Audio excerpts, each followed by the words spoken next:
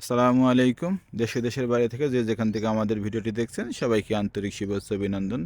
শুরু করছি আজকে নতুন একটি ভিডিও। এটা হলো বাইকনুর আঙুর। যে কথাগুলো বলবো আর কি, আঙুরের বর্তমান অবস্থা এবং বর্তমান যে তাপমাত্রা, এই সিচুয়েশনে আসলে আমাদের কি করা উচিত এই বিষয়টি নিয়ে কথা বলবো। দেখেন আমাদের এখন চুয়াডাঙ্গাতে বিশেষ করে 40-42, সারা দেশেই শুধু চুয়াডাঙ্গাতে তাপমাত্রা বেশি হয় এটা ঠিক আছে, কিন্তু এখন মোটামুটি সারা দেশেই প্রচুর তাপমাত্রা। এবং দেখেন আঙুর রোদে নষ্ট হয়ে যাচ্ছে, পুড়ে যাচ্ছে। এখন এই যে দেখেন আঙুর রোদে পুড়ে যাচ্ছে। এর থেকে সমাধানের একটা উপায় কি করা যায়, উপরে কিছু দিতে হবে, নেট দিতে হবে, না ব্যাগিং করে দিতে হবে, তাহলে কিছুটা আপনার সমাধান হবে আর কি। তবে বিশেষ করে এই আঙুরগুলো বাইকনুগুলো আগে পুনিং করা ছিল, যার কারণে এগুলোতে তেমন একটা সমস্যা হয় নাই এখনও, আর হবে বলে মনে হচ্ছে না। কিন্তু এই যে এগুলাতে সমস্যা এক হলো, যেগুলো পরে বুনিং করছিলাম দেখেন এই আঙুরগুলো আর বড়ো হবে না বেশি, এগুলো বেশি বড় হবে না। এদিকে ভ্যালক আছে, ভ্যালকটা সবচেয়ে বেশি এখানে রোদ পায়। এবং গাছ দেখেন, তাজা গাছ, মাটিতে লাগানো গাছ, যেমন দেখেন কেমন হয়েছে, একদম নেতিয়ে যাচ্ছে এই রোদে। এখন এই সকালবেলায় কেবল 10:30 বাজে এবং আঙুরগুলো কিশমিশের মতো হয়ে যাচ্ছে, শুকিয়ে শুটকে যাচ্ছে। এগুলো আর বড়ো হবে না। কারণ হলো, বড় না হওয়ার কারণ হলো এগুলো রোদে যখন একবার শুটকো হয়ে গেছে, মানে এই নরম হয়ে যাচ্ছে, তখন দেখেন এর কিন্তু সেই বড় হওয়ার ক্ষমতাটা হারিয়ে ফেলছে।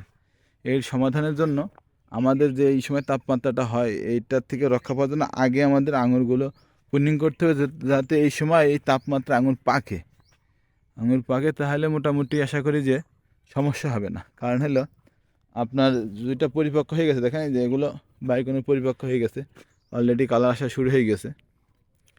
হ্যাঁ, অলরেডি কালার আসা শুরু হয়ে গেছে। তাহলে এক্ষেত্রে কী হবে, আপনার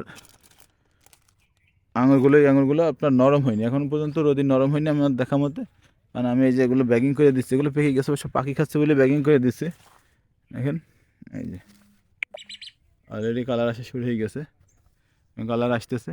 ব্যাগিং করে দিলে তাপমাত্রাটা কম লাগবে এবং পাখিতে অত্যাচার থেকে রক্ষা পাবে। এবং আগে পুলিং করে ফেললে এই আঙুর আর এই নরম হবে না বা শুকিয়ে যাবে না, এরকম হবে না। কিন্তু পরে পুলিং করলে আসলে এই তাপে ফল আর বড় হচ্ছে না, এত তাপ আগামীতে তো হবে না তা না। আমরা যে পরিমাণে গাছ কাটছি, তাহলে আমাদের তাপ যে কমবে এটা বলা যাচ্ছে না। দেখেন সুলতানা দেখেন একবার ছোট ছোট হয়ে গেছে, এগুলো আর বড় হবে বলে মনে হয় না। এগুলো প্রায় 40% থিনিং করে ফেলে দেওয়ার পরে এই অবস্থা এখনও।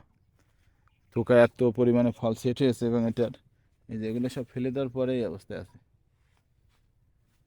এই কারণে আমাদের পুনিংটা মোটামুটি যারা ফেব্রুয়ারির মাঝামাঝি পুনিং করার কথা বলেন বা করেছেন, আসলে এই সময় পুনিং করা যাবে না। মিনিমাম আমাদের পুনিং করা উচিত হলো জানুয়ারি মাসের প্রথম সপ্তাহের ভিতরে। আমরা যদি জানুয়ারি মাসের প্রথম সপ্তাহে পুনিং করে ফেলি, তাহলে এই ফলগুলো এতদিন, আমার বাইকন এতদিন অলরেডি কালার আসা শুরু হয়ে যেত সারিয়ার ভাইয়ের মতো। যদি জানুয়ারি মাসের শুরুর দিকে পুনিং করতাম, আমরা লেট করে পুনিং করছি, এই কারণে আসলে আমাদের এখন এই অবস্থা। যেগুলো আগে পুনিং করছে দেখেন এগুলো মোটামুটি কালার আসা শুরু হয়ে গেছে, এগুলো সমস্যা হবে না। কিন্তু যেগুলো এখনও ছোটো, এগুলো আসলে নরম হয়ে যাচ্ছে আর বড় হবে না। আমার সবচেয়ে এখানে একটা নতুন যে ভ্যারাইটিটা নিয়ে আমি সবচেয়ে আশাবাদী, সেই ভ্যারাইটিটা একই অবস্থা, লেট করে পুনিং করছিলাম। জাপানের চায়না যে ভ্যারাইটিটা, এইটা আমি লেট করে পুনিং করছিলাম। দেখেন এই যে তারপরে আমি উপরে কিছু পাতা দিয়ে দিছি, তখন একটু ছায়ার জন্য, যে একটু ছায়া হোক। আমি এটা খুব আশাবাদী ভ্যারাইটি নিয়ে, সিডলেস একটা ভ্যারাইটি। এবং দেখেন কত সুন্দর ফলন, এক এক থোকায় 2টা করে, এক একটা 2টা করে থোকা হয়েছে। এই কারণে আমি খুব আশাবাদী এই ভ্যারাইটিটা নিয়ে। এখন এত তাপমাত্রা আসলে ফল যে কী হবে, এই কারণে আসলে উপরে পাতা দিয়ে দিছি, এই যে একটু ছায়া ব্যবস্থা করে দিছি যাতে একটু ছায়া পায়। এবং গোড়াতে সবসময় রস রাখছি। আপনি যাতে ছাদে বা মাটিতে গাছে সবসময় গাছে এখন রস রাখার চেষ্টা করবেন বা পানি দেওয়ার চেষ্টা করবেন। একটু রস কম হলেই আঙুরগুলো শুটকো হয়ে যাবে। তো ধন্যবাদ সবাইকে, ভালো থাকবেন, সুস্থ থাকবেন, আসসালামু আলাইকুম।